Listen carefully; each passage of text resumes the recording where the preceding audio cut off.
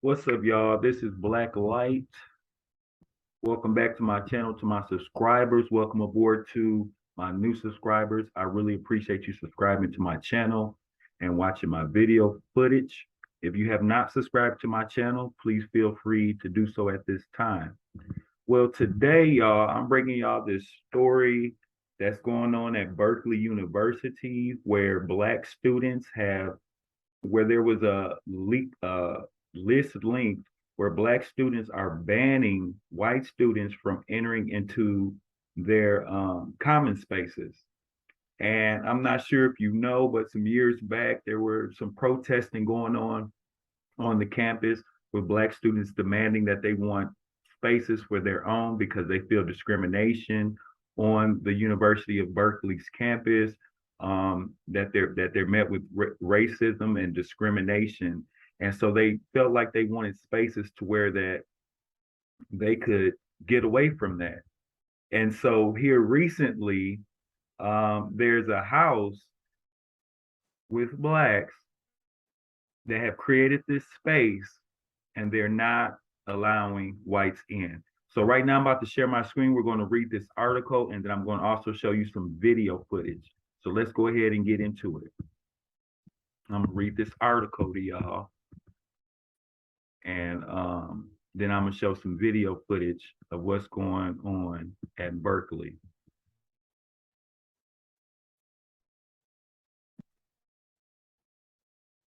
Now, this is from New York Post, dated August 20th, 2022. Off-campus UC Berkeley student housing bans white people from common areas.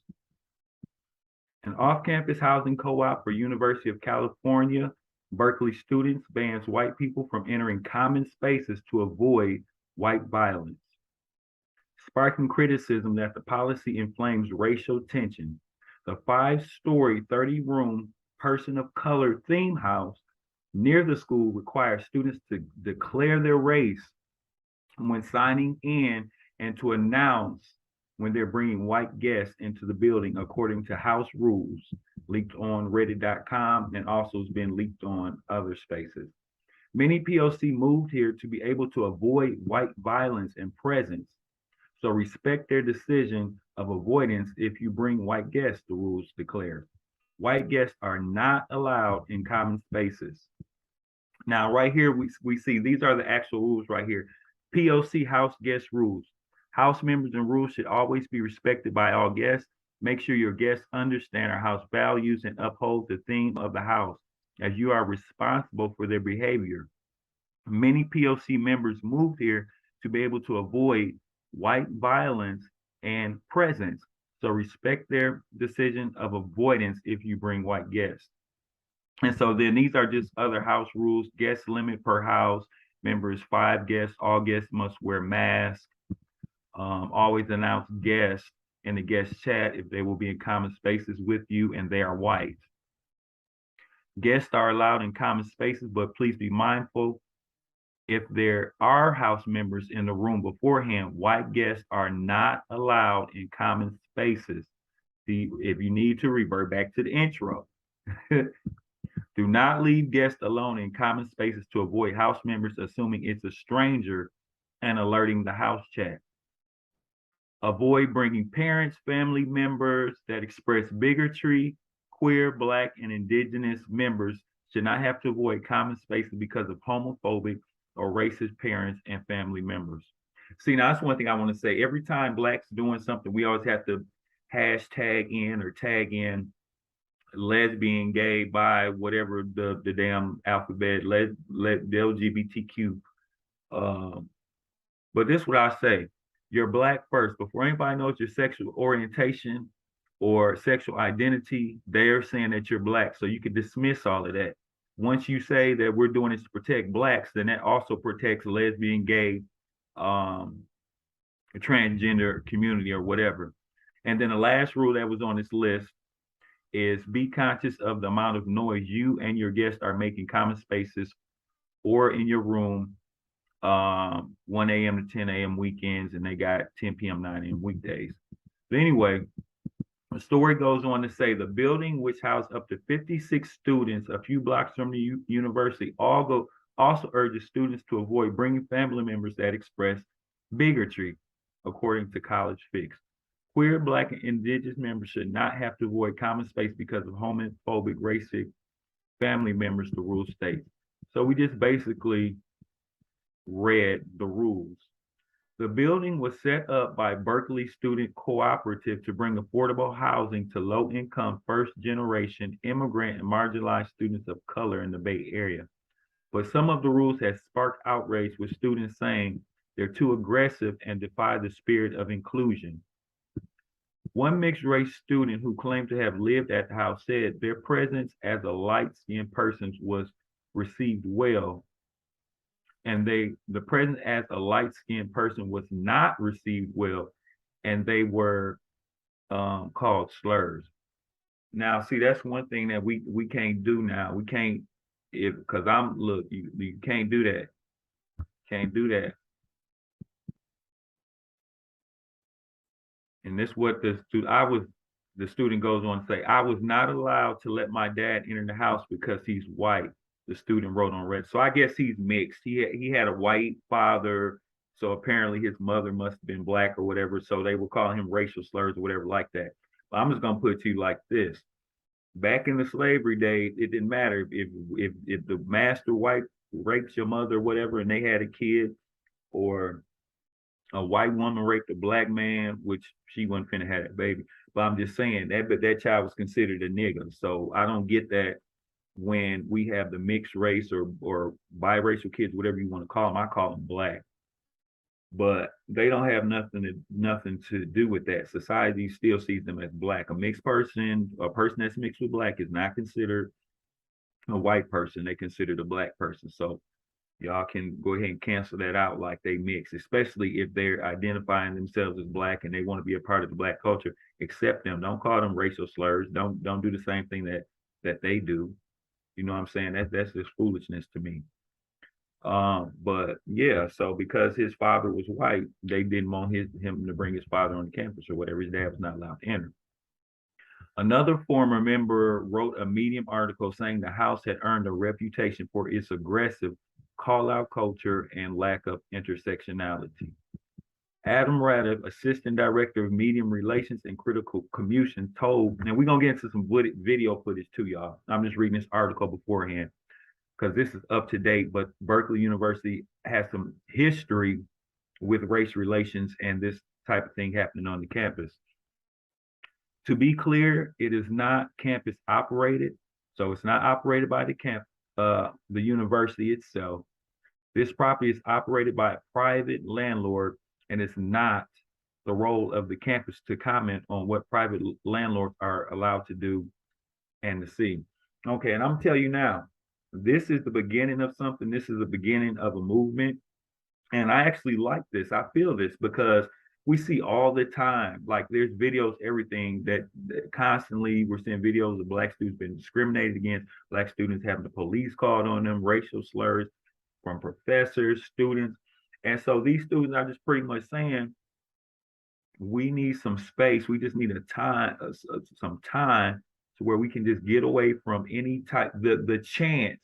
Not saying that all white people on the campus are racist, not saying that all the white people on the campus are violent, but clearly it's been enough incidences to where they don't even want to chance it. They like, we just need to be able to go to some space and go to a place where we don't even have the chance of encountering such behavior. Adam Ratliff, Assistant Director of Media Relations and Critical Communications, told the Post, the co-op housing is not run by the university and is not the school's role to comment. To be clear, it is not campus operated. This property is operated by a private landlord and is not the role of campus comment. Okay, so we already said that. But we're going to see more of this.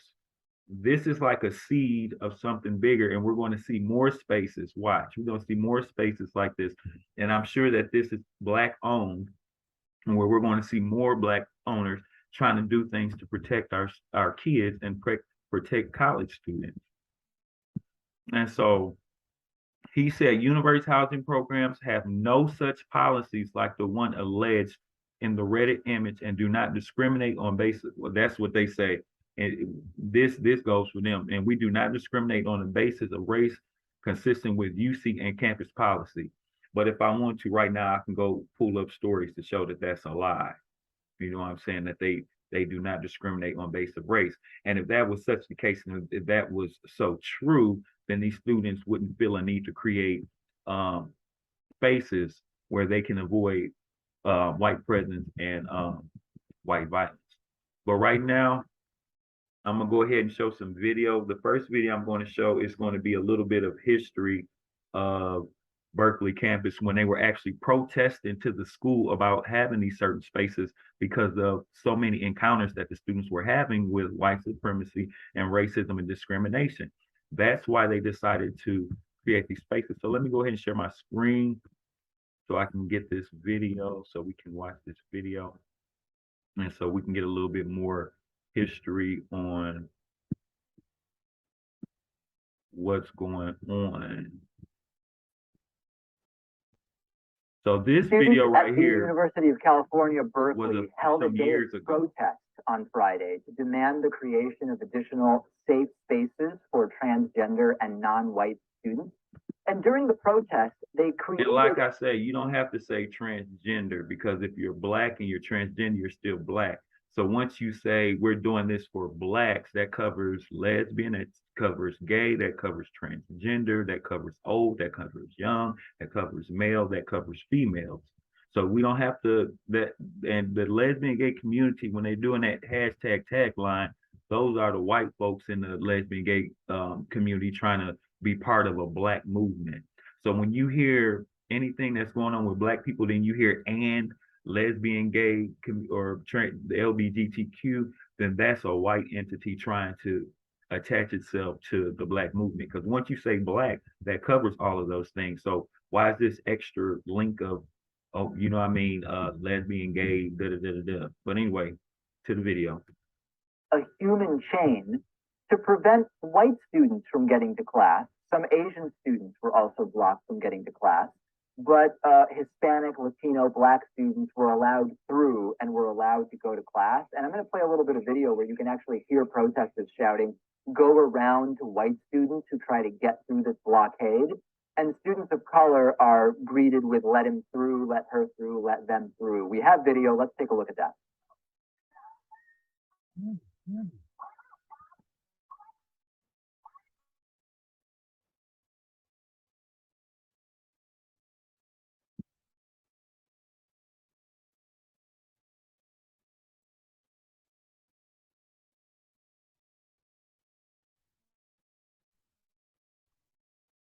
Yeah, I was just wondering, like, what's it? Do you not want to be recorded? I did not. Okay, yeah. No. Okay, all right. All right, cool. Thank you.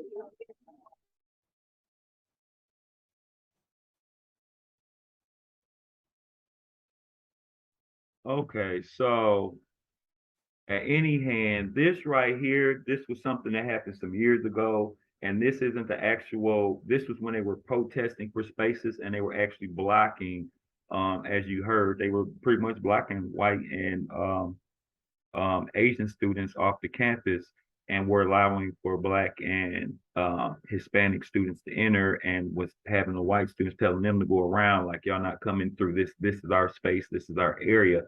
And so that was a representation at the time of what has been created now. And like I said, this is a seed. We're going to start seeing more spaces like this. And I mean, I like this. I'm feeling that because they do well. These students with all this going on, and I'm about to show some more video footage, but with all this going on, we're going to college trying to get your degree and stuff. Sometimes you just need to feel safe and you just need to be able to get away and say, I don't even want to be in an environment where I could possibly even be exposed to white supremacy or racism, or somebody saying something to me or giving me a look. You just want to be away from it. You know what I'm saying? So let me go ahead and share this other video with you guys. Let me show this video first, because this is giving a little bit more history of what this is a very odd story. this is something else that happened on the Berkeley campus.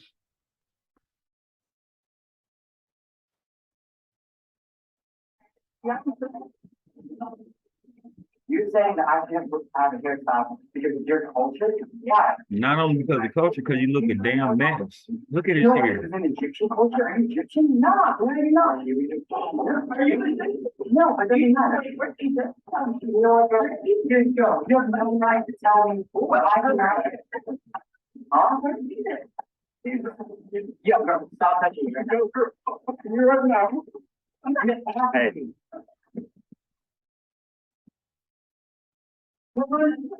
But you're not that's no reason, Joe. I don't need your disrespect. I don't need your disrespect. Why are you filming this? So anyway, as we see, it's been some racial tensions or whatever on the campuses. And what's going on, y'all? I'm telling y'all, it's black, especially younger generation, is just really waking up and discovering who collectively how these people operate and who they are, and pretty much just standing against it and letting them know that they don't, they don't like it, that they not get down with that. They steal everything. You know what I'm saying? Like, damn, boy, you need to have no dreadlocks. You didn't even look right, looking like a hot dog mess by the head. But anyway, back to the real topic. We're gonna let me see, what was the other video that I want to share? Oh yeah, these are some students that's talking about Berkeley and how they feel about the house. These are some actual students that are part of the house that got these rules saying when I was thinking about they're not allowing whites in the areas.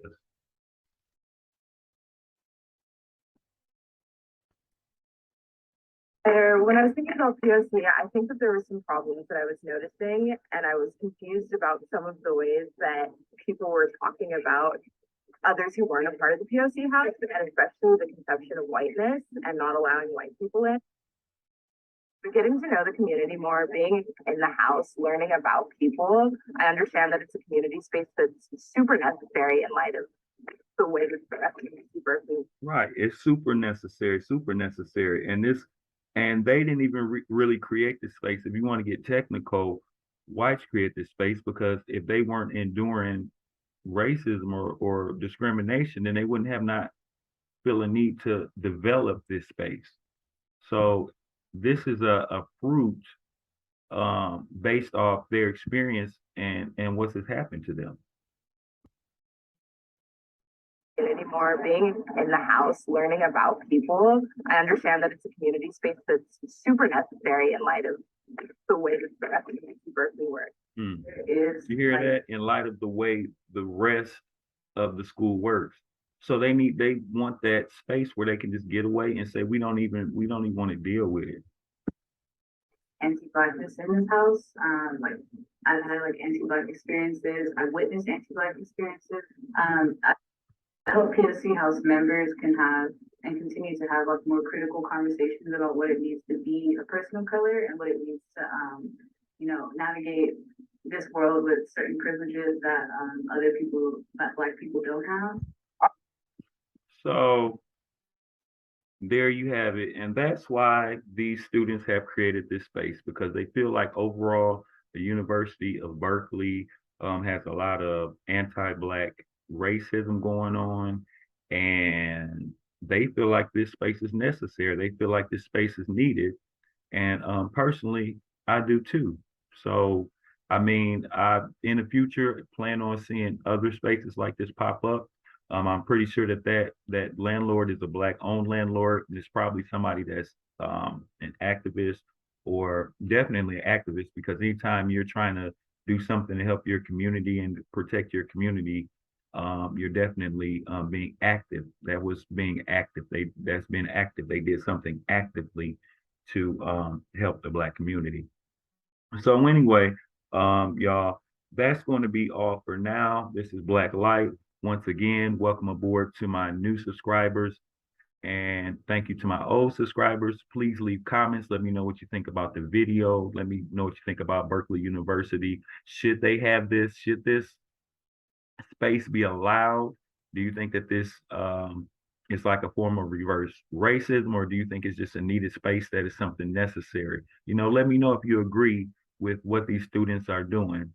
And once again, like the video, subscribe, share, and until next time, this is Black Light, and I'm out. Thanks for watching.